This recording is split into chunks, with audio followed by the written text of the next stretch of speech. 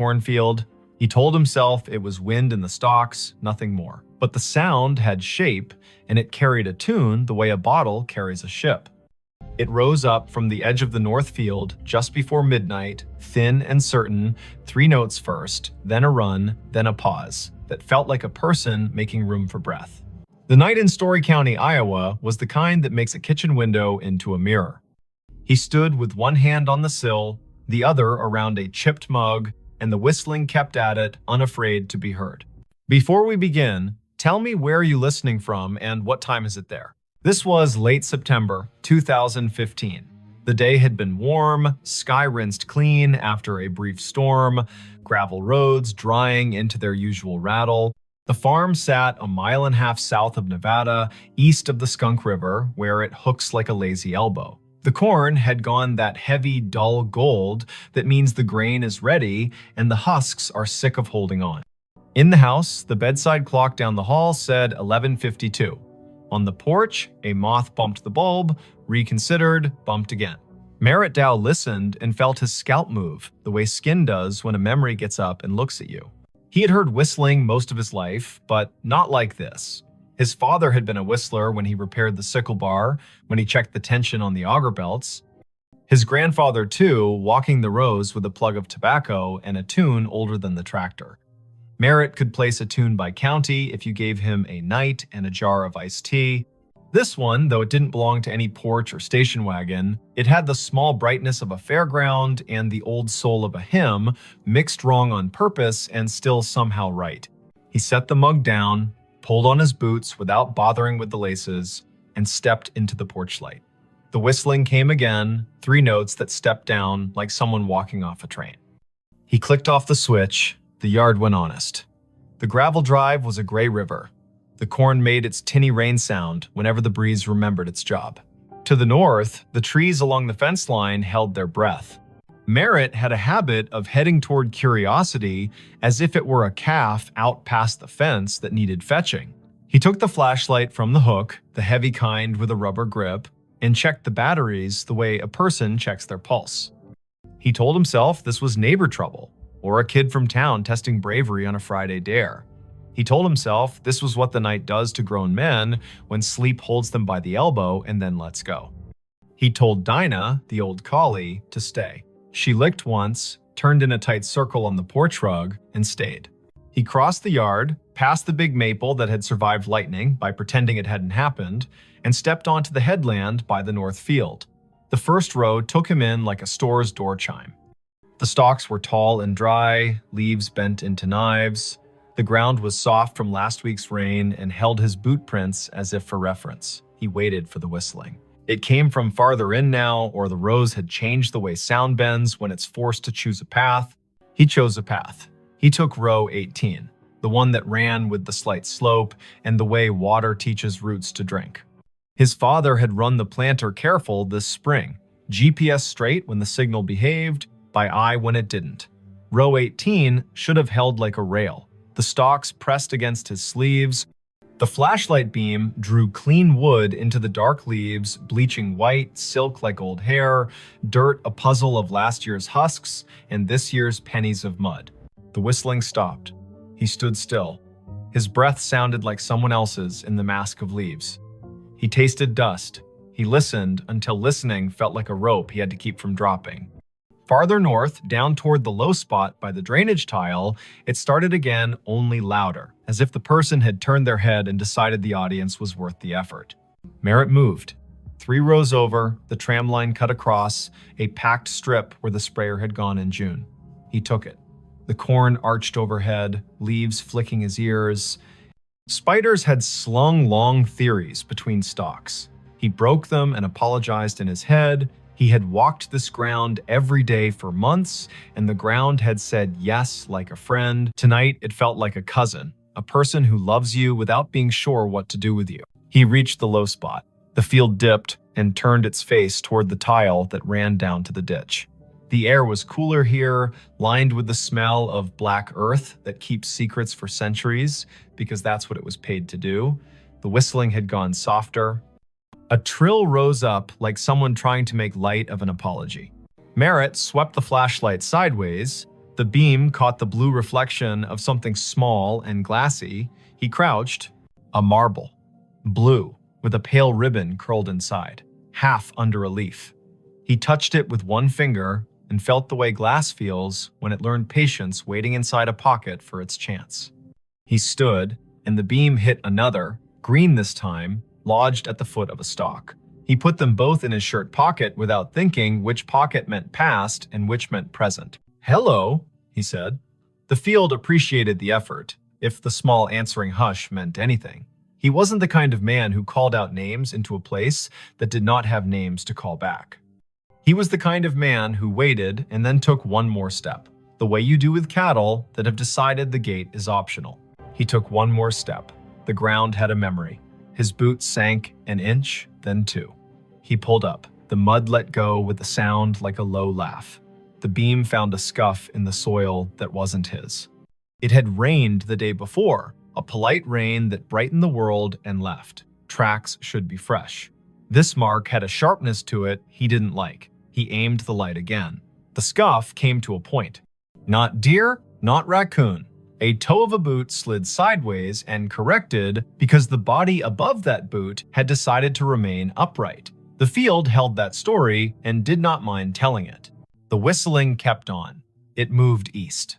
Merritt moved too, allowing the rows to push him into the old waterway nobody planted because it cost more to argue with a ditch than to go around. He hit the bank and paused. The sound was close enough now to feel the mouth that made it, the slight wet at the end of notes, the breath through teeth. Above the ditch, on the fence line, a scarecrow leaned into the moon like he had been invited. Merritt had dressed him in a flannel shirt in July to keep the birds from laughing outright. Now the shirt's checks looked like an argument. The hat had blown off sometime in August. The steak had a twist in it the way wood does when it was alive and insists on a personality after. The scarecrow whistled. Merritt's body did not move in the way of cartoon men. He did not jump. He did not fling the light so hard the beam went to the stars. He stood, the way a person stands when what he sees insists on being nothing but what it is. He put the light on the scarecrow's painted mouth. The paint was flaked, the smile wrong on purpose. His father's old gloves were nailed to the crosspiece, fingers bent into permanent work. The straw at the neck had learned the shape of wind and refused to unlearn it. The tune came again from behind the scarecrow, clipped by fence wire and field. He played the beam along the fence. This line had been his grandfather's. His father had repaired it across 3 winters, one staple at a time, using a hammer that had bent 100 nails and 100 more. Tonight, a single strand lay loose between posts, a neat cut at shin height made by someone who liked clean work. Beyond the fence, the other place. Neighbors in the country are closer than people in town and farther away. The acreage to the east had belonged to the Kesslers once, then to the bank, then to a man who installed irrigation pivots with a speed that made the county whisper. Then it's Saturday. The pivot circle kept a gargoyle symmetry in the daylight and turned to bones at night. The whistling came from inside that circle, not far, an invitation or a dare. Merritt climbed the fence by habit and dropped into the tall, ragged grass beyond. His flashlight skipped over metal. The pivot tower rose where the corn had been cut early for silage. A ladder led up to a catwalk that had not been used since a summer of drought and cheap diesel.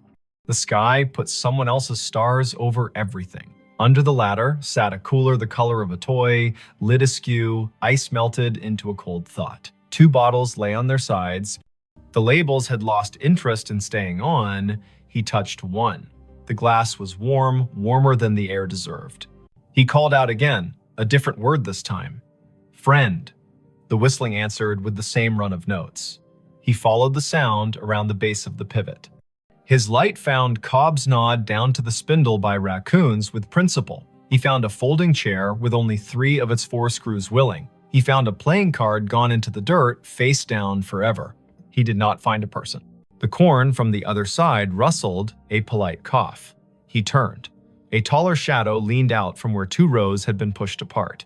The flashlight found denim, boots, the hem of a coat cut square. A hand. The skin had the tint of rural men, year-round, sun-washed, wind-scoured. The fingers were long and still. The hand did not wave. "Evening," Merritt said. He stepped closer. The shadow stepped back. The hand slid into the rows, as if hiding from a photograph. The whistling receded down an aisle of stalks, clean and straight as a hallway. He went after it. Later, he would say he never chose to follow, and he would not count that as a lie. The rows insisted. The sound invited. The night did what it always does when a person leaves a safe light and enters a place built to fit bodies only one at a time. It made a mouth and decided whether to swallow or to speak. The field spoke directions in leaves. He followed until the path tried to teach him regret, and his feet refused to be taught. At the heart of the pivot circle, the ground sank another foot. He stumbled once, caught himself against a stalk so dry it cut his palm in a clean straight line. He swore, quietly, with vowels only. The whistling had slowed. It drew out a single note and hung it in the air as if asking him to name it. He named it Unkind. He turned off the flashlight. Dark held him like water does when you slide under and open your eyes. The field went black, then not. The sky had its thin light, the stars arranged their patient omissions. The rows were no longer alleyways, exactly. They were sentences. A breeze moved through and added commas. He stepped forward into a word, then another. The whistling stopped. He waited. He could hear the pivot tower creak, a metal thought adjusting. A truck moved way off on County 18, 3 miles at least. Tires with thick voices, a man's radio too loud in the cab because the night drives its price down for everyone. He waited until the waiting was its own problem. He reached for the flashlight. The beam hit denim again. Close. A shoulder. He yanked the light up and met a face. It was not a face he knew from today. It might have been a face from a photograph under glass at the county fair, past names, eyes poured in. The hat was the wrong cut for now and the right cut for when hats were more than hats. The eyes adjusted to light with the slow patience of a barn cat in a doorway. The mouth held a shape that wasn't a smile and wasn't what comes later. The cheeks were hollowed in, the way working men's cheeks sag when they finally let the day have them. "Don't," the man said, not loud. He lifted one finger the way a teacher does when she'd rather not get stern. "Don't shine." Merritt lowered the beam to the man's chest. The denim had a tag that read, "Kessler in faded thread," as if a mother had stitched it when mud was the usual weather. The man nodded, brief. He put 2 fingers to his mouth and whistled the run again. The note slid under the leaves and came back altered by straw and distance. "Had to see if you'd come," the man said. He did not offer his name. He did not ask Merritt's. The field did the introductions it believed in. The man tipped his chin toward the north, where the ditch had cut a new curve 2 springs ago, and nobody called the county because sometimes you let water take responsibility for its own choices. "Come on, then." They went up Row, across the tram line, down again. Merritt kept the light aimed at boots and dirt, the way you aim swear words when children are sleeping in the next room. The man's hands brushed the tassels as he went, leaving no sound. The field learned him and forgot Merritt in the same breath. They crossed into the neighbor's back 40, and the soil changed, darker and more confident. The rows had more to say here. The whistling would come and go like a small animal, checking the air and disliking it. The man stopped at a patch where the stalks had been storm-bent and then righted themselves out of pride. He crouched, hand out, palm down, on top of a flat stone that had no business on this ground. The stone was square. It held an iron ring in one corner. He tapped it. The sound returned like a jar lid. "Used to be a storm door," he said. "For the root cellar. They built the house up there." He flicked his eyes toward where the stars thinned and the silhouette of a ruined chimney picked its teeth on the horizon. "Tornado took it in '54, you know that." Merritt nodded. He had heard the story. The county leaned on that year. It changed the way people believe in roofs. 3 days after, the man said, setting his palm to the stone like a pledge, "My brother thought he heard whistling here. We believed him because he was the kind of boy who told the truth, even when it meant he had to walk back and fix something. He followed it. Everybody followed it. Men with boots and women with cakes and ropes and tubs and a feeling of the back of their necks being breathed on. We pulled the stone up, we brought lanterns. It goes under like a snake down there. The cellar does. We didn't find anyone. No boy, no breath. Just apples rolling, because that's what they do when people die. Things keep their job anyway. We closed it back up. Weather put a shoulder on it. And now, he stopped. The whistling came, this time from under their feet. It rose up through the stone like a trick, thin and mean and a little proud, a tune that went square, then wandered off the edge. The iron ring shook against its socket with a burr. Merritt felt the hair along his forearms ask for a vote. Now, the man said, it calls people here when it's time. He put his hand on the ring. I'm tired of it calling people here who are not me. He lifted. It did not rise much. The hinge had rusted itself into religion. The man looked at Merritt, not pleading, exactly, not persuading. He looked like a person offering you the end of a sentence the world has been running too long. Merritt set the flashlight down on its base and got his fingers under the corner. The stone was heavy-hearted, more weight than mass, the kind of weight that comes from being asked to hold back a story. They lifted together. It rose an inch, then two. It settled on a ridge of broken brick. The smell answered before the dark did. Apples, old and bitter, work that had gone on without supervision. Cold earth that had kept promises by crushing them. A draft moved across Merritt's knuckles. It took his body down a list to be sure each part remembered what stand means. The whistling ran up inside the gap and out. It had volume now. It wished it had a throat. It would have stopped if someone had blessed the night right then and said, go on to sleep. No one blessed the night. Merritt and the man held the stone a second longer, then eased it down onto a stick propped like a tired knee. The gap held. The dark inside threw itself at their eyes and bounced back, patient. They did not aim the flashlight in, the man would not have it, and Merritt knew enough to trust someone who belonged to a place this much. They listened instead. The whistling ran its tune twice, then twice again, and each time the final note sagged, as if asking someone to let it lie. Why me? Merritt asked. He wasn't offended by the question. He wanted a reason that could wear a hat.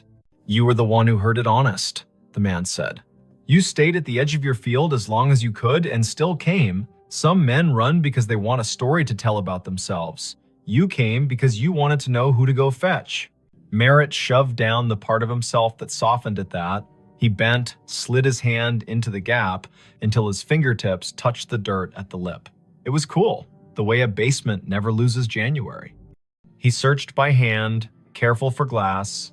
Nothing but pebbles in the slow grind of last century's lessons. The whistling faltered. It shortened itself and became 3 notes, those 3 notes he had heard at the kitchen window, the 3 his father had bent into the radio between ballgame innings, the 3 his grandfather had used to call a dog that never needed calling.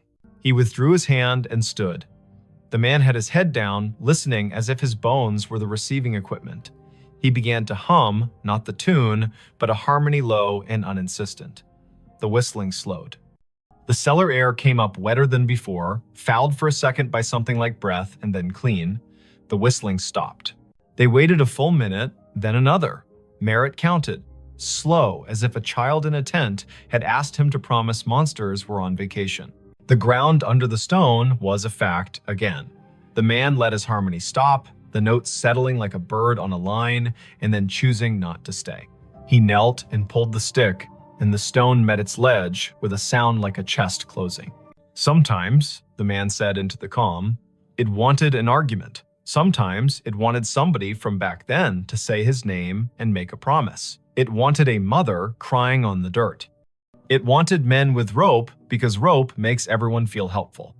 Not tonight. Tonight you came and you didn't carry any of that. You just listened harder than the field wants you to. That's enough. They stood together in the rows until the night got bored with them and went to do what the night does in other places. The pivot sighed and remembered it had bearings, not opinions. The ditch water moved on its way, not fast, not slow, never wrong. A coyote put a sentence into the air and another answered, and both sentences agreed to end where they did. The man tipped the brim of a hat he wasn't wearing and turned back into the corn. His boots made no more sound than a thought that knows its limit. Merritt found his way to his own side of the fence. The cut strand had not healed. Fences need hands. He climbed and dropped into dirt he had paid for with 3.5 decades of rain and frugal Sundays. The scarecrow leaned the same way. His flashlight picked out a nail that had worked proud where a glove met wood. He tapped it back in with the handle, the small sound a hope. On the porch, Dinah lifted her head and thumped her tail twice. He sat on the steps and watched the sky unspool its last thin silk. The clock over the stove in the kitchen read 1:42. A local freight passed through town without asking anyone's opinion. The night had its usual old chair smell. Merritt took the marbles from his pocket and rolled them in his palm. He did not take them in the house. He set them on the porch rail, 2 small moons that decided to belong to weather again. He slept in the chair by the door with the light over the sink left on because he was still old enough to do what his father had done and still young enough to want a reason for it. In the morning, his neighbor from across County 18 pulled into the drive with the casual angle of men who do not use turn signals because everybody already knows where they're going. Otho Vale had the kind of face that had learned to tolerate sunlight and other people's plans. He stepped out, looked toward the north field, then at the porch where the marbles caught the first slant. He paused. "Thought I heard it last night," Otho said, as if they'd been in the same dream and had already agreed on the parts to keep. "I didn't come. I was afraid if I went, I'd bring the wrong thing with me. You go." "I went," Merritt said. He poured coffee into a cup that had chipped the day his daughter drove away, with her car full and her eyes wider than they had any right to be. He handed the cup down. "There's a stone out there. You know it." Otho nodded.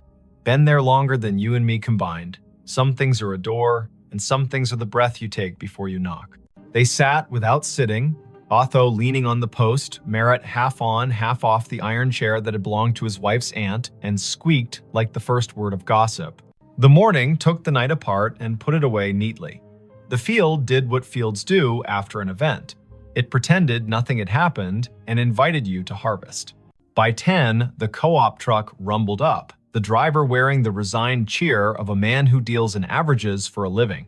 Merritt walked the headland with him, pointed at moisture readings that lied slightly, agreed to pretend the numbers were written on a blackboard by someone with authority. He did the work. He did it until the work forgave him for wondering what else he might be supposed to do. That evening, he repaired the fence where the strand had been cut. He pulled it tight and stapled it with his grandfather's hammer because you use the tools that know your hands.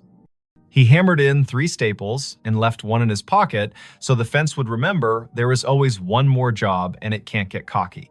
He checked the pivot base out of courtesy to the machine. He replaced nothing. He spoke to no one. The sky went red behind weather stacked to the west, Kansas doing its job of sending clouds as if on purpose. For a week, the field behaved. The wind laid down its sheet music neatly. The coupe truck counted out grain like blessings. He slept at the proper times and did not wake to odd hours with the feeling of someone whistling at the edge of his life. The marbles stayed on the porch rail until a grackle knocked one off and it rolled into the peony bed and took up residence there like a kindness. The other slid into the pocket of his jacket and made friends with a nickel and a screw. On the 9th night, just after the 10 o'clock news told its last hurries, he heard the 3 notes again quiet, like acknowledgement, not summons. He walked out to the north edge and stood with his hands in his jacket, listening. The breeze had a bite, the first hard frost would be soon. He unlocked the gate at the lane and left it open for an hour, for no reason at all anyone else would endorse. He closed it again out of habit and walked back slowly, because a person should walk slowly sometimes or the land will feel cheap. He did not go back to the stone unless the sound asked, and it did not. He did, however, leave a small jar on the porch rail next to where the marbles had Saturday. It held nails, the good kind, old, with heads like pennies. Every day when he came home, he put one in his pocket, and every day when he went out after supper, he took one back to the fence line and put it in a coffee can under the scarecrow's torn shirt. Nobody told him to.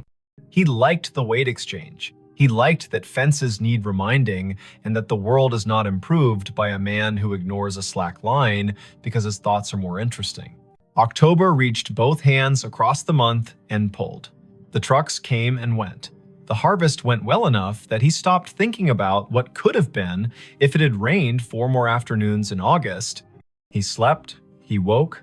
The whistling did not return in any way that made him leave his chair. He began to tell himself he had imagined a portion of it, as a man will do when a thing does not ask for money or apologies. Near Halloween, his daughter called from Cedar Rapids, a night shift at the hospital, voice folded with fatigue and the kind of joy that remembers to leave room for the day. He told her about the fence and the harvest and the brakes squeal on the auger wagon that he had decided to live with until January. He did not tell her about the cellar. He would, maybe, when she brought the little boy down for Thanksgiving and they stood by the ditch and talked about frogs like a miracle. He would, maybe, if the field asked them both.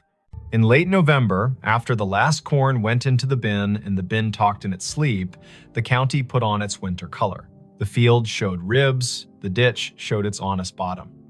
The wind took one of the scarecrow's gloves, and Merritt did not replace it because some things are beautiful at half done. He walked every line of his ground one afternoon with the sun low and the temperature willing. At the fence, by the pivot circle, under the coffee can where he had been giving the fence its nails, he found a small thing. A train ticket for a child, maybe, not used, edges scrolled by, damp and patience. The print read, Nevada to Ames, 2 bits. He turned it over.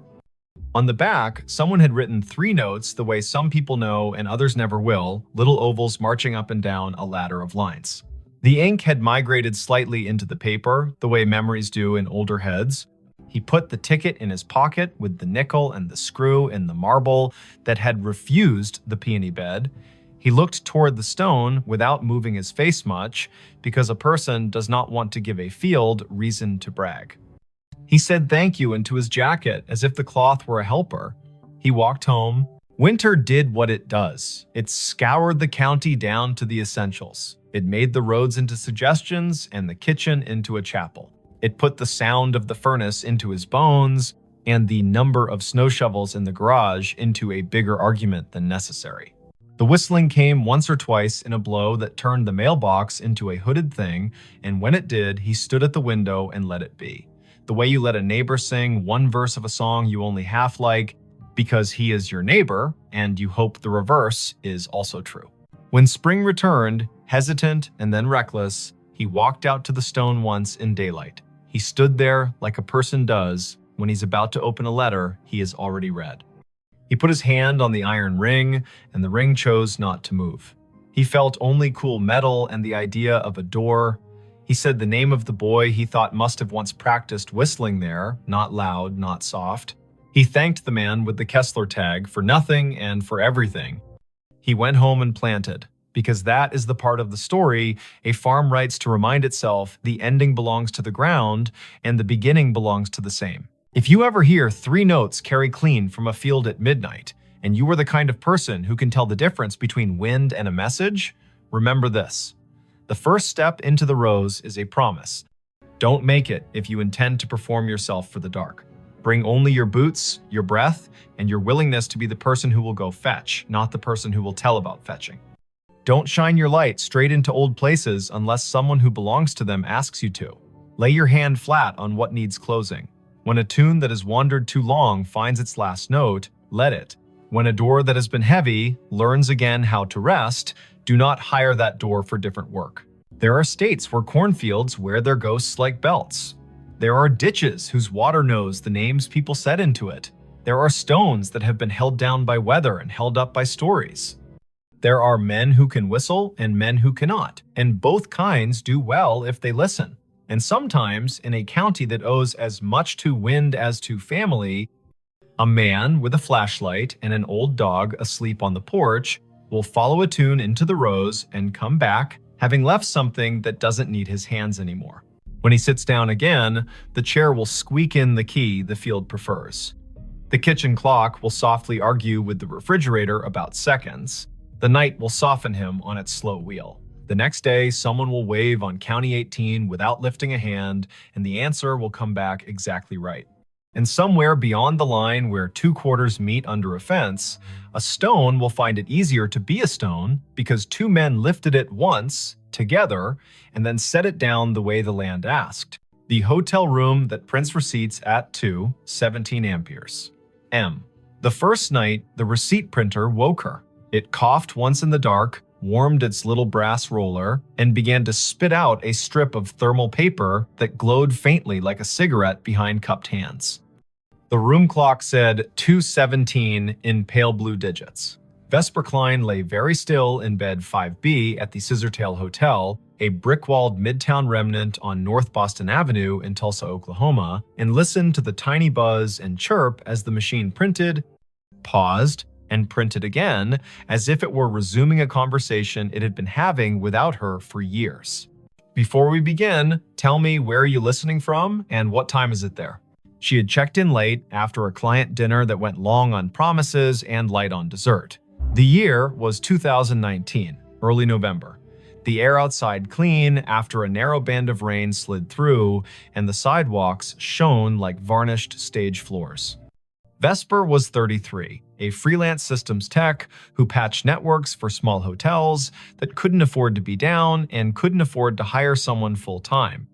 She traveled with a canvas tool roll, a spare router, a zippered pouch of adapters that looked like a magician's deck, and a mug with a hairline crack she liked to think of as its signature.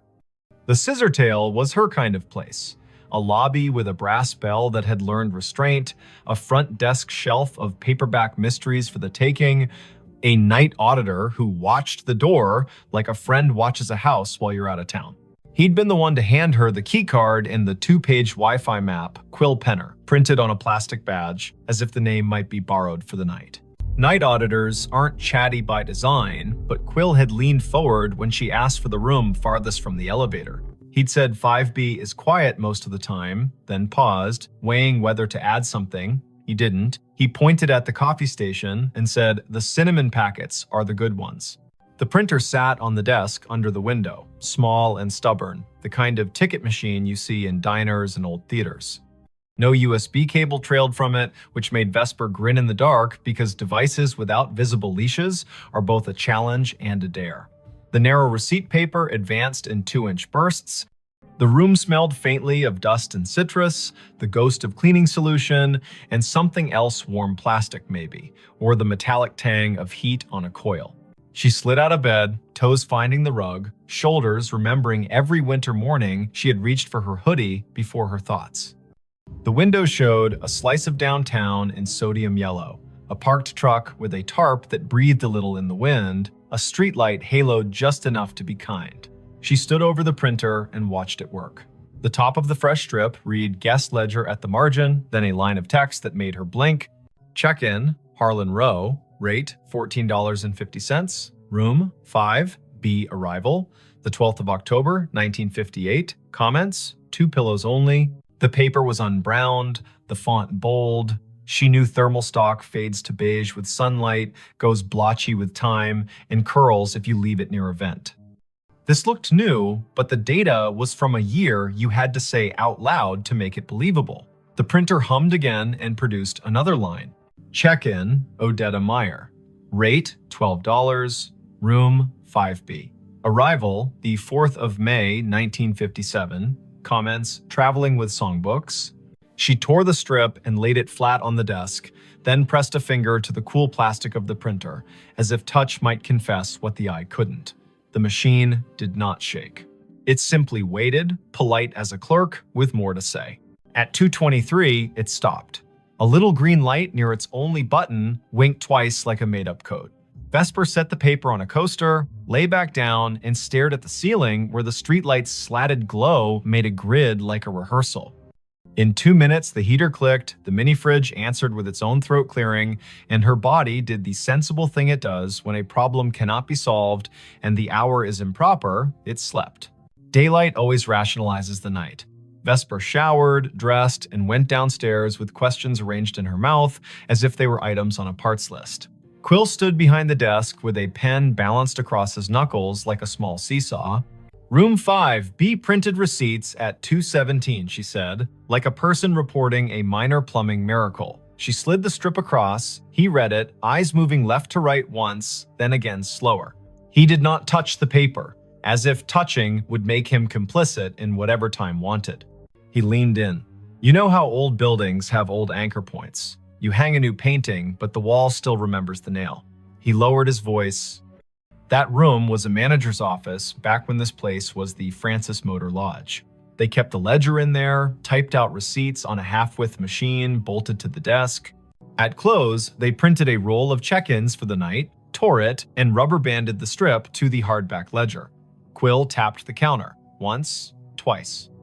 I've heard the story since I was a kid, but the machine in that room was long gone when the Scissortail bought the building. That, he nodded toward the strip, is a thermal ticket printer from the last decade. We put it in to spit bar tabs during wedding weekends. He smiled without humor. The bar's downstairs. He told her what he knew, which was more than most people get for free before 10 in the morning. 2 nights a month, irregular but stubborn, the printer in 5B came alive at 2:17 and printed names from when the room was an office, and the office took cash, and the cash came with a handshake, and sometimes a song. Housekeeping had tried unplugging it, but the little machine held on to its paper and its green light like a dog holds a ball. Engineering had replaced it with a new unit. The new unit learned the trick too, as if the wire in the wall had a voice. Once, a manager put the printer in another room. It printed in the other room. At 2:17, Vesper asked the question an auditor would ask, "Why 2:17?" Quill lifted a shoulder. Night audit on the old system rolled at 2. The manager, a woman named Adelaine Merritt, he wrote in her diary, he gestured toward the wall where black and white photos of the old Francis hung in frames. The audit took 17 minutes most nights because the room charge calculation was slow. He winked, a habit to soften hard edges. That's what the Haunted History Tour says anyway. My grandmother worked housekeeping here in the 60s. She said Adelaine was the kind of woman who could silence a room by looking at a clock. Quill slid the strip back to Vesper. I don't put much stock in anything that prints on its own. But I don't stay in 5B either. She laughed, but softly. I'm the right kind of superstitious, she said. The kind that believes in loose cables and also in writing down names. She folded the strip, tucked it in her notebook, and promised the front desk a stronger signal on the north wing by supper.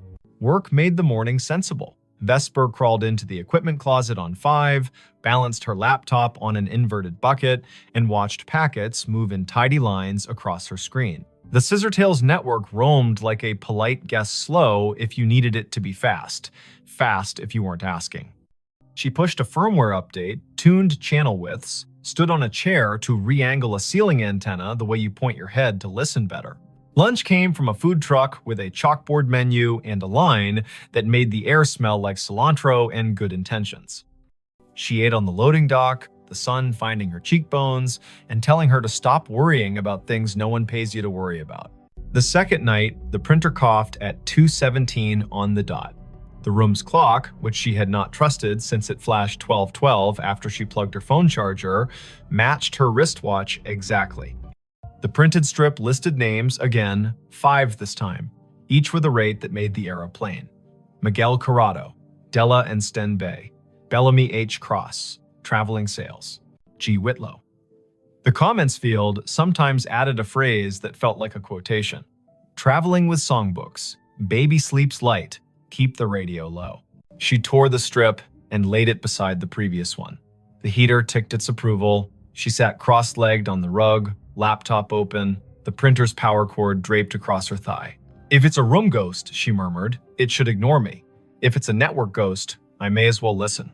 Her laptop saw the printer as a simple thing on the subnet, a networked ticket device with a default login and a queue history that should have been empty and wasn't. Vesper scrolled. A job log rolling back months logged exactly 2 entries each night with the flag source, Legacy. Someone had written a silly little module into the Scissortails aging property management system, a module that echoed old file structures for nostalgia tours during October. She'd seen that kind of thing done for fun. But this module contained descriptors she didn't recognize. Ledger spool, carriage return key, ribbon jam. These were words from a different machine. The audit program triggered at 2. The ghost queue called itself at 2:17. She checked where it pointed. The path wasn't a path, it was a device ID that didn't match any modern naming scheme. She pinged the device. No answer. She traced the MAC. The vendor code came back to a company that died before the internet had central registration. That made her skin feel too tight. In the morning, white coffee cups clacked, and the lobby television played low, the weatherwoman pointing at a band of storms where storms like to form. Vesper asked Quill if there were schematics for the old building. He pointed to the office behind the desk. Ground plan framed on the wall. Maybe useful. The hotel had been 2 buildings stitched at the seam. The Francis Motor Lodge on the east, a narrower annex that used to be a savings bank on the west, joined by a flyover corridor at 3 and a clumsy arch at 5. Room 5B sat where the old bank manager's office once had been, according to a penciled note at the edge of the plan. There, a scrawl, printer niche, in lighter pencil, spare line to basement. Quill warmed to the problem the way night auditors do when daylight invites them to be citizens. He called maintenance. A man named Orson arrived in a polo with his name stitched in blue and a toolbox that had its own opinions. Together, they moved the desk in 5B 6 inches and then 3 and exposed a painted-over conduit hole at the baseboard with a thumb-width chase running down into the wall. Orson whistled between his teeth. "That's no Romex. That's armored cable from a generation that believed steel could keep time." He tapped the baseboard with the handle of his screwdriver. It answered with the hollow ring of an old closet. In the basement, they found the closet where the spare line went to not exactly die. The air was colder down there, humid the way the past is humid.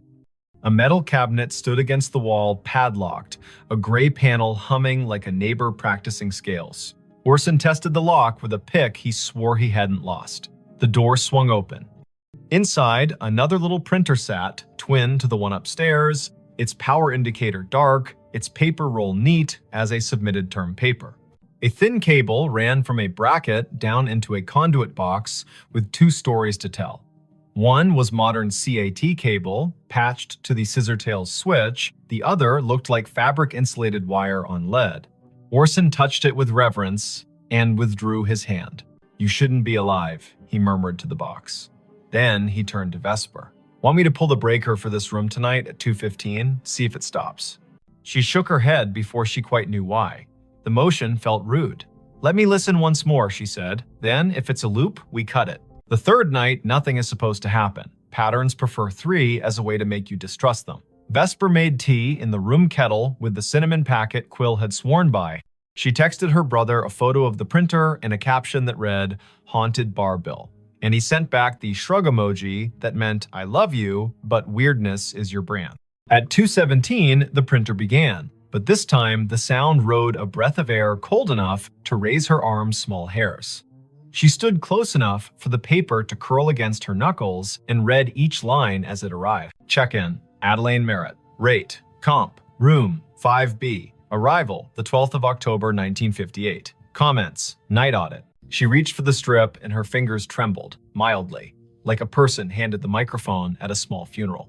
The machine whirred without printing for a count of 6, then resumed, the font just a touch lighter.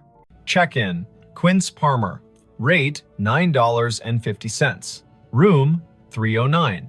Arrival, the 12th of October, 1958. Comments, meeting at dawn. The room held its usual choir, fridge, heater, hallway, ice machine. 2 turns down, but behind it all, she heard a soft clicking. Not printer, not clock. Keys. The slow press and release of typewriter keys. Somewhere not in the room and not far enough away. She froze, because freezing is a way of letting more senses work. Her body made itself a listening instrument. The keys whispered. Again, 3 strokes. Pause. 2. The printer spit a final line. End of ledger. Prepared by A. Merritt. Time, 2:17 amperes, M. Vesper did what the body asks. She sat on the bed with the strip in her lap and waited for her breath to level. It did. The heater ticked, the fridge purred, the typewriter stopped pretending, the sound folded itself up and slid under the door. She slept because being a person who works with systems means you've learned to stack your fear on a shelf when there's nothing urgent to do with it. Morning turned the printer into a device again. She took the strip down to the desk. Quill stared at the word comp and the name he had heard his grandmother say on summer porches when the heat wanted out of the day. He asked to borrow the strip to show his manager, a woman with the fast walk gait of someone who plans 2 days all the time. The manager's name was Letha Croft, and she looked at the strip like a problem that could be solved with a memo. She was polite and firm. "We have tours on Fridays for the people who want goosebumps," she said. "We prefer to keep the goosebumps from rewriting our Google reviews." Vesper smiled, a tight little smile that said, "I won't post, I don't do that work, I just want to know what the wire knows." Letha sighed. The Scissor Tale was a college internship that never ended for her. The building was her thesis. She pointed at the framed photo behind the desk. Adelaine Merritt, hair pinned like a decision, stood at a wooden desk the size of a Buick, hand on a ledger book, face turned to a camera that had learned to respect her. The caption read, "Francis Motor Lodge, C1959, Night Manager." Letha lowered her voice. Family lore says Adelaine died at her desk in 2003 after the building had been empty 6 years because she refused to move a box when the bank wanted it. The family had the key to the back door from the old days. She snuck in sometimes to straighten things that did not require her. A neighbor saw her light.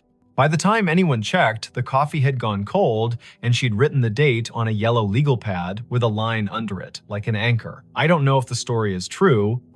I do know names have a way of using rooms until you say them out loud, and then they rest. That afternoon, Vesper sat on the floor of 5B with her laptop and a coil of patience.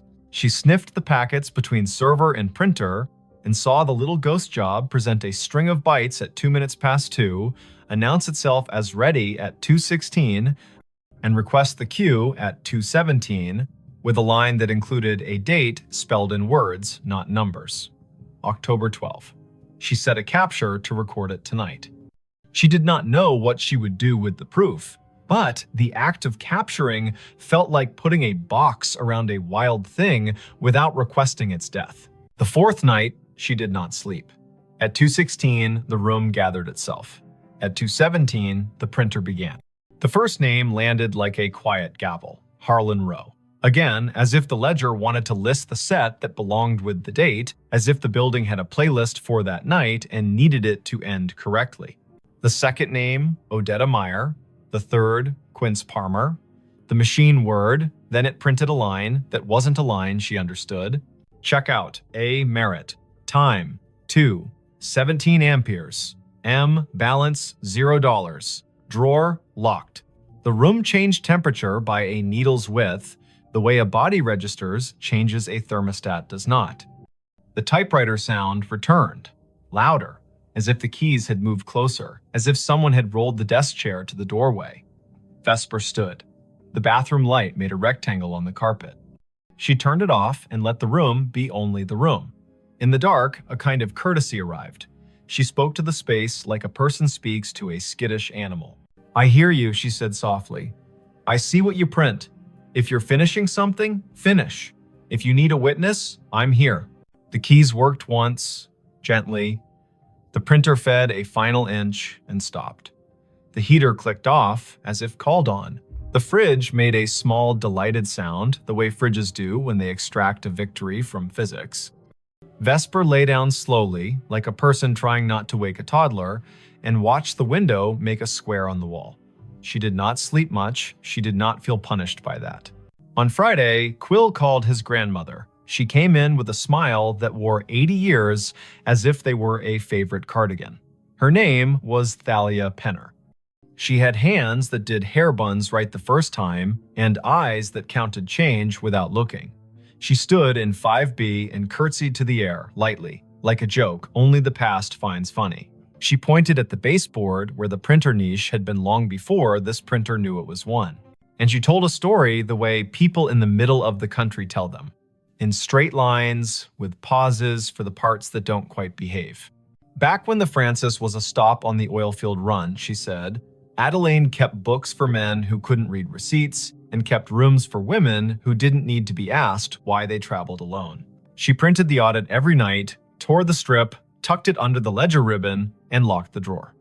Her niece said she was proud of how long she could do the math in her headroom tax, city tax, discount for the flood man whose boots never dried.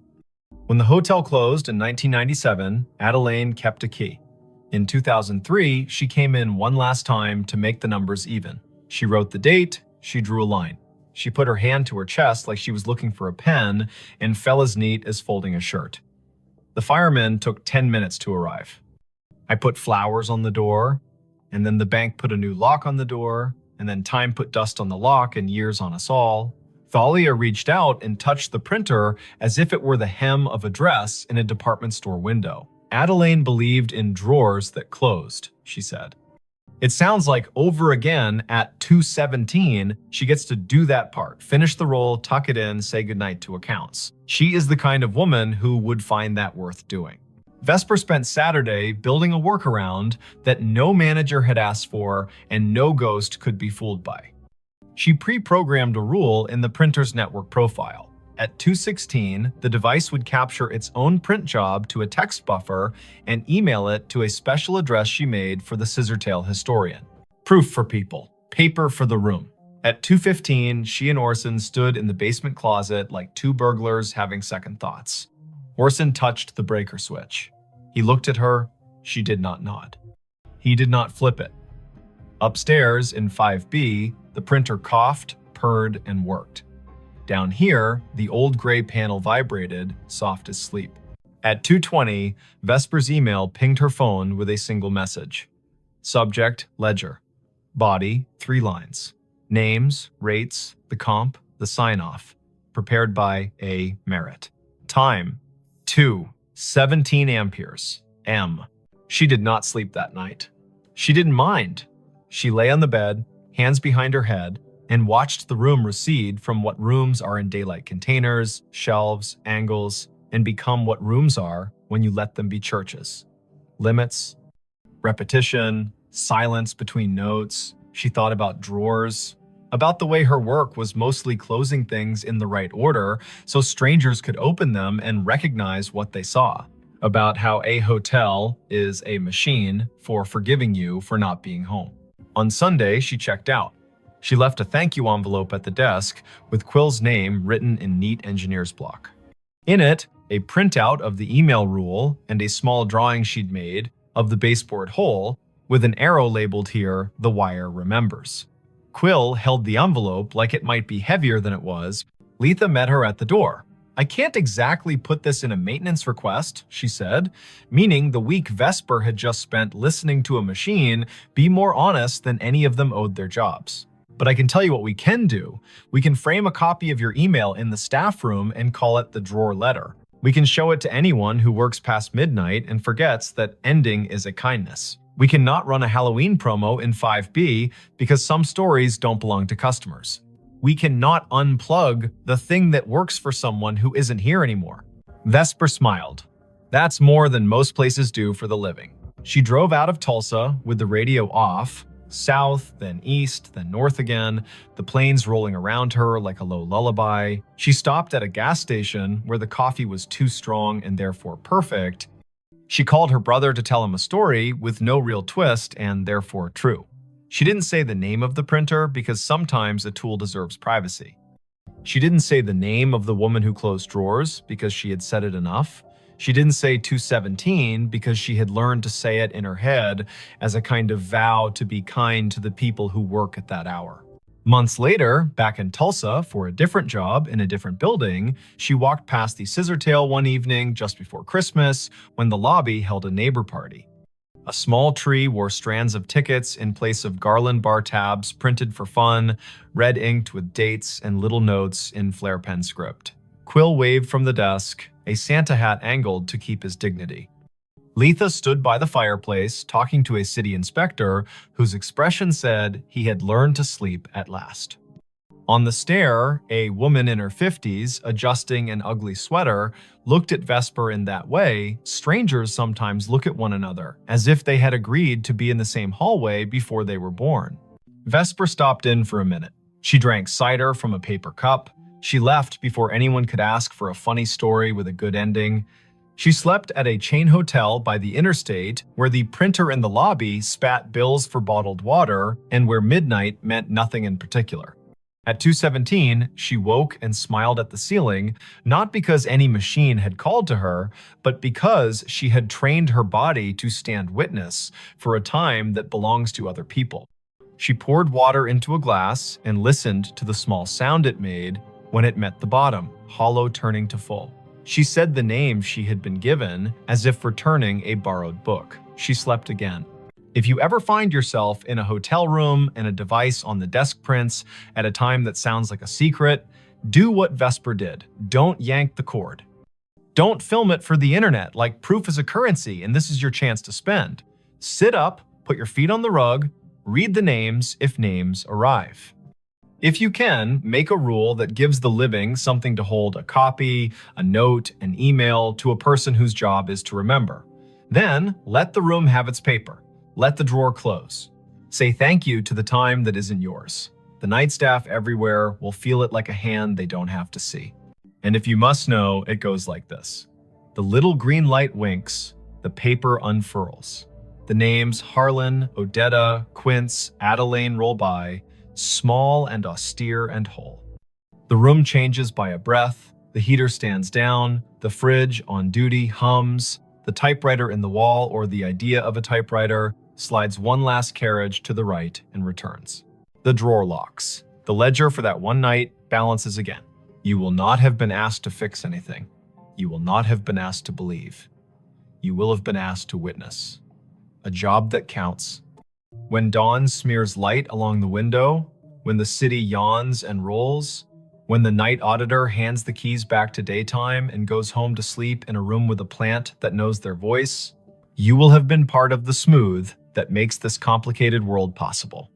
Somewhere, a printer coughs once more, polite as always, and waits another 24 hours to do what it knows on the dot without apology. If, later, someone asks why a small hotel on North Boston Avenue keeps a finicky old ticket machine in a room that could rent for $2 more without it, you can say this. Not every device has to justify itself in money. Sometimes a machine is a ritual. Sometimes a ritual is a receipt that proves someone was here and did their work and went to sleep. And sometimes, at 2:17 in the morning, a woman who once locked a drawer she loved gets to do it again, which is as reasonable a reason as any you'll hear for anything that persists in this country, shaped by roads, rooms, ledgers, and the soft insistence of people who finish what they start. The call came in on a Tuesday at 4:32 in the afternoon, late October. The sun already sliding behind the Blue Ridge, so the hollows of Shenandoah darkened early. Ranger Aislinn Keats was parked at mile marker 47 of Skyline Drive, just north of the Rapidan turnoff, a paper cup of station coffee cooling in the cup holder, and her radio tuned to the quiet channel they used for backcountry check-ins. The speaker breathed. Static arranged itself into a voice that did not sound like any of her crew. Before we begin, tell me, where are you listening from, and what time is it there? Aislinn turned the volume wheel a notch. Out the windshield, the ridge was drawn in crosshatch, oaks and hickories going copper, the sky a pale thing you could scratch with your nail. The voice came again, precise, as if it were reading off a card. Fox Hollow base to any unit on the east slope, child missing, male, age 8, name Harlan Whitcomb, last seen near the Old Stone Spring House above Corbin Run, weather degenerating, Hurricane Hazel expected to push in, winds rising, request all available, time is 16:30, October 14, 1954. The radio clicked off into snow. Then, faintly, the same message, identical down to the breath before the name. Aislinn stared at the handset. Their base was called Piney River Dispatch. Their tower names were Pinnacles and Hazeltop and Big Meadows.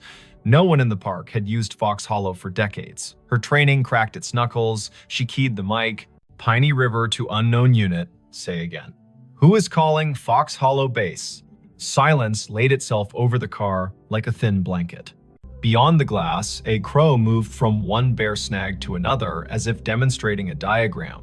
The wind was a steady push from the southeast. Hazel, the word gave the hairs on Aislinn's arms ideas. She stepped out and let the door swing shut. The air had that warm edge you get before a storm that started somewhere else. Leaves chased each other along the asphalt, then lay down. In the trunk lay her day pack, a spare radio, and a copy of a paper map creased along the places everyone folds them. She slung the pack, checked battery levels, turned the spare to scan. The main radio kept its sulk. The spare found chatter from Big Meadows about a flat tire near Lewis Mountain, then returned to quiet. The old voice did not return. Aislinn keyed in to dispatch. Piney, Keats at 47. I caught a transmission, sounds like a vintage call. Reference to Fox Hollow, child missing near Corbin Run, date October 14, 1954. Could someone check the archive on that, see if we have a historical incident report? The dispatcher was a steady woman named Karen, who did not make noises she did not need. Copy, Aislinn. Stand by. Aislinn leaned on the hood and looked east, where the hills tumbled like knuckles, all green and copper and shadow. She had worked Shenandoah 5 seasons. She knew the way the ridges spoke when you asked them right. She also knew radios lie sometimes, bouncing off ducts of temperature and skipping across layers of ionized air like stones. She had heard voices from fire towers that had been torn down before she was born, and a farmer yelling to his brother on a frequency no longer assigned to anyone. She had never heard a date pinned to a hurricane whose name lived in the county's memory like a scar. Karen came back. We have a typewritten Keats, Incident 1954-H, filed at Piney River. Hurricane Hazel, multiple rock slides, a missing person in the Corbin area, that name you gave. It is a cold file. It does not say recovered. I repeat, not recovered. No remains located. Not closed. Aislinn pressed the radio to her shoulder until the plastic complained. Copy. Can you send scans to my phone? I'm heading down to the Corbin Run access. If anyone else is close enough to meet, let them know. There was a pause, a little breath that was not static. Karen's voice softened a shade, the way people do when the past finds a way to ask for your time. Sending now. Watch your footing, the trails are a mess of marbles with the leaves down. Want Dupre from Hazeltop on, stand by. Affirmative. Aislinn slung the pack across her back and looked once more at the ridgeline. A truck from Fleet rumbled past, the driver lifting 2 fingers off the wheel in that rural benediction. Clouds had started as a rumor and were now themselves. The Corbin Run access was a gravel pull-off hidden beneath tulip poplars that had learned to whisper. Aislinn eased the truck in sideways and cut the engine. She took the trail with her boots, making small promises to each rock. The stream voiced itself down the hollow knit of last week's rain and this afternoon's melt of a single stubborn snowpatch in a shadow under a ledge. The map told the story of the lower springhouse, a square of stones where water had been convinced to behave. Above it, a ledge with a scatter of quartz chips, the leftovers of older hands doing older work. Aislinn kept an ear on her radio and the other on the creek. She caught the place where trail forgets itself and becomes deer. She found the old springhouse, its stones asking to be counted. She touched the edge of the low wall with the kind of gentleness reserved for quilts and engines. She did not say the boy's name. The afternoon pulled its shoulders in. The radio breathed again. Same cadence, same careful voice. Fox Hollow base to any unit on the east slope. Child missing. Harlan Whitcomb. Last seen near Stone Spring House above Corbin Run. Weather degenerating. Request all available. Time is 16:30. October 14, 1954. Aislinn shivered in the warm air. Her eyes went to the spring house and its square of shadow. She moved the beam of her headlamp across the stones, not because she expected to see anything, but because light can sometimes rewrite a sentence the land is trying to say. The beam found a length of rust, half buried in the moss, along the back of the foundation, thin as a butter knife, with a clip and a circle at one end. She crouched. A whistle. Army surplus, by the look of it. She teased it free, the moss unwilling to let it go. The metal had pitted and softened into a river-colored thing. She wiped it once against her sleeve, then regretted the act. Her radio clicked and made a sound she had not heard in years. A squelch from another era. Karen came back on. Keats. Dupre is on the way from Hazeltop Tower, 20 minutes if the drive is kind. Archives show the boy was last seen by his father near the spring house, yes. The father left him to fetch his jacket from the car. Weather shifted, heavy gust pushed through, child gone when he returned. Tracks lost near the ledge above the run. 2 days of cruise, then Hazel brought the flood and they stood them down. The file has letters from the mother, 2 years after, asking if anyone found anything she could hold. Answer stamped no. Aislinn looked at the whistle in her hand, then at the spring that fed the run. The water wore a sheen of leaves thin enough to count. She keyed the mic. Found a whistle near the spring house. Will bag it. Doubt it has any forensic value after 6 decades, but a photograph might matter to someone. As she spoke, a figure eased out of the trees upstream. A man in the brown and green of a ranger uniform, but the cut of it was wrong in a way you can feel even if you do not have the words. The shirt had pockets like ideas, the hat sat stiff as a rule book, he carried a strap radio that looked like a lunch pail with an antenna. He exhaled, then stopped when he saw her. "Ma'am," he said. There was a formality in the syllables, like church on a day that hurt. "We're sweeping the east slope." The boy's father said he was right here. He pointed at the stones, as if pointing could anchor the earth. Aislinn stood very still. The man's face had the smoothness of someone who had not yet had reason to learn what whiskey was for. His name tag said M. Elwood. His shoulder patch bore an American shield with a tree she did not recognize. He glanced down at her radio and then at the whistle in her hand. "You with us?" he asked. "You with Fox Hollow?" Aislinn's throat did the dry swallow of a person whose mind is faster than her words. "Yes," she said, because yes was easier than telling a man with a lunch pail radio about the word digital. "I heard your call." "Where are your lines?"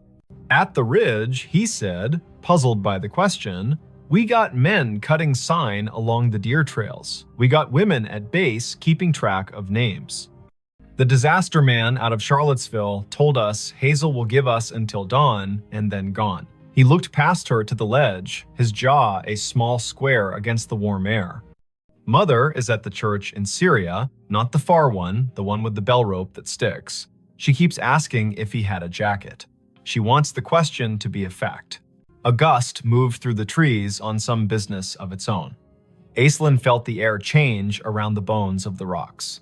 The man looked at her again, and the little muscle at the corner of his mouth twitched. "Your radio," he said.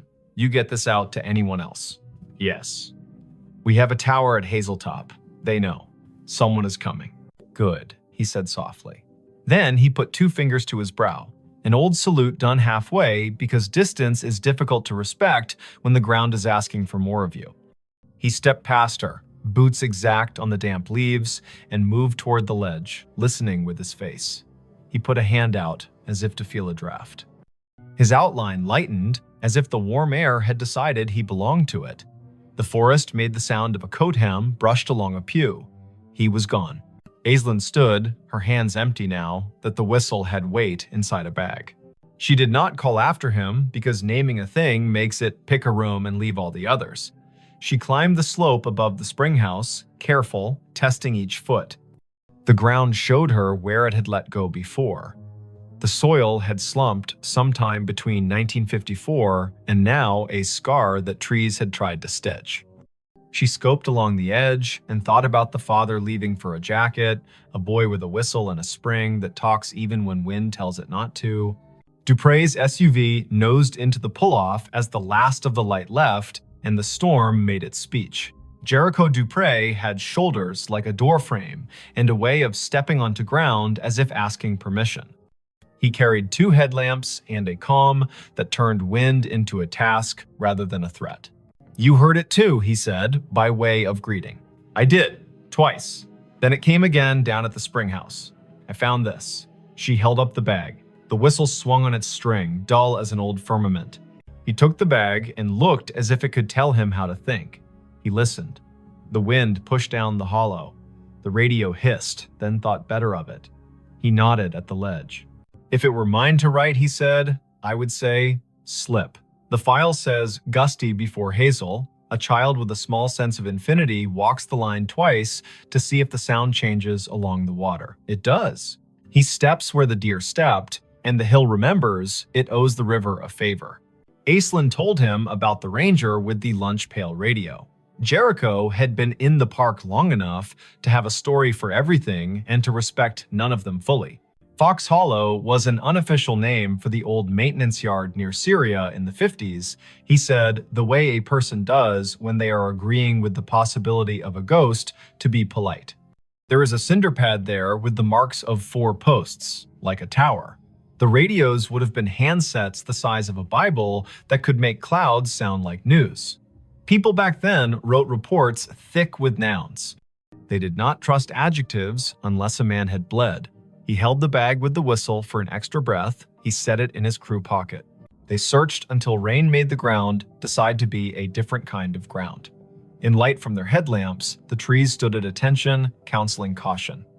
They ran a short line grid above the ledge, more to be able to say they had used the dark well than because they expected the earth to give up a long-ago truth for free.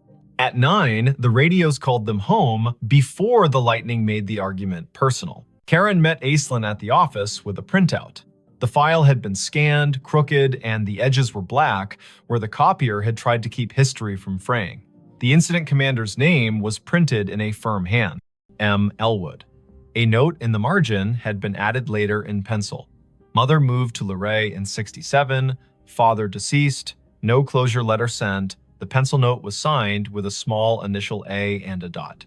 Aislinn slept at the bunkhouse with the radio on her nightstand like a dog. She dreamed that paper flapped along a clothesline strung between trees, and she walked the line, reading every letter, her feet lined up on the rocks of the run, the paper turning to leaves as she read. At 3 in the morning, she woke to the noise a storm makes when it finally accepts its job.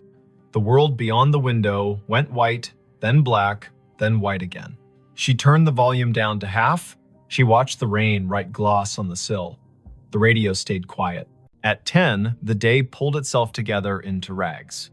Aislinn drove down to Luray to a blue house where the porch had a swing, and the swing had 2 cushions that had learned how to be rain. She had a name from the file and a phone number that still worked, to her surprise.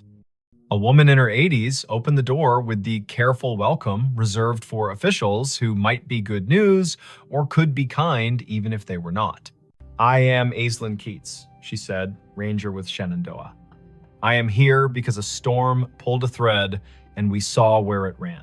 The woman corrected her posture and straightened the collar of her cardigan as if a story would take her picture. "My name is Tilda Whitcomb," she said. "We did not know how to leave him there, so we stayed. I have a loaf of banana bread that forgot the raisins on purpose if you are the kind of visitor who does not mind crumbs." Aislinn sat at a round table so clean it looked like a rule. The banana bread was honest, the tea was strong. Tilda put her hand on the tablecloth and kept it there as if the cloth would be steadier if it knew she was not going anywhere. She said the name Harlan like a stake you drive into ground so the tent knows where to stand. "He whistled 3 notes, Tilda said. "The tune the train plays when it comes into Luray, because his father used to take him to the crossing, and they would wave at the men who stand like saints. 3 notes, and then he would laugh, because he was practiced at laughing. The wind took the notes and did not give them back. My husband ran to the car, and the sky changed. They told him on the radio he had until morning. You can live your whole life in a sentence like that." Aislinn put the bagged whistle on the table. The string looped like a sleeping thing. Tilda did not reach for it. She looked at it as one looks at an old photograph that has learned how to move. "I did not get a letter," she said, and smiled small to prove she was not accusing. "I understand how papers behave. I was a clerk before my hands forgot to love the carbon paper. I suppose I wrote a letter in my head every day for 2 years. Then I stopped asking out loud. You cannot keep asking the same question without turning into a different person." The whistle sat, silent, older than most of the kitchen. Tilda looked out the window, and the window looked back. A red cardinal landed on the feeder and told everyone, rudely, that it had arrived. Tilda laughed at the bird, and the laugh made her look like a photograph of herself. Aislinn asked about the ranger named Elwood. Tilda's eyes softened. "Martin Elwood went to our church," she said. "He was the kind of man who knocked on the door with his hat in both hands. He brought us a bag of oranges at Christmas and apologized as if the oranges had failed to be children. He wrote the report because that is what he could do, and he built a cinder block box for the tower that was not a tower, and then he got quiet, like men do, when they find out the world can keep a thing from them and they still have to go to work. Back in the truck, Aislinn let the radio hum. Big Meadows asked Pinnacles to send a set of cones to mile marker 62. A bear stared down a minivan with an intensity that made the parents breathe like swimmers. Life had resumed its insistence. She turned the truck toward the old maintenance yard near Syria, the one Jericho half remembered as a place with 4 posts and a name more rumor than rule. There was a cinder pad there for sure, now half invaded by chickweed and ambition. Someone had collected beer cans along the edge and arranged them by brand into a timeline. Aislinn walked the perimeter and crouched at a corner where the concrete had spalled enough to show a rebar smile. She brushed the dirt aside with one hand. A penny lay there. The year was 1954. She laughed, because a park and a story will sometimes give you too many symbols and you have to choose which to be corny about. The wind rose toward evening. The radio stayed in this decade, obedient and dull. Aislinn drove the ridge road, watching the color slide toward Bruce. Back at the office, Karen handed her a thin envelope with a stamped return address that made Aislinn's scalp feel like it had learned something.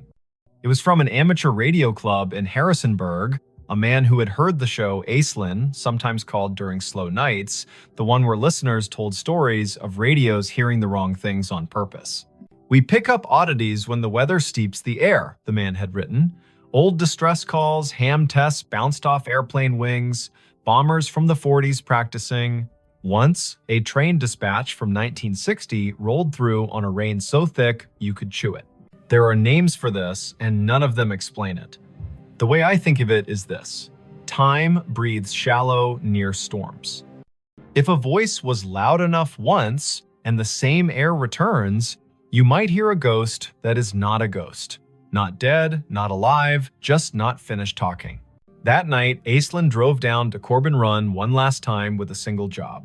She stood by the spring house and held the whistle. She did not put it to her lips because it belonged to a mouth that had done its work. She set it on the stone in the square of water smell and said a sentence Tilda had given her permission to say. "Harlan, your mother sits with a red bird and forgives the form and the weather.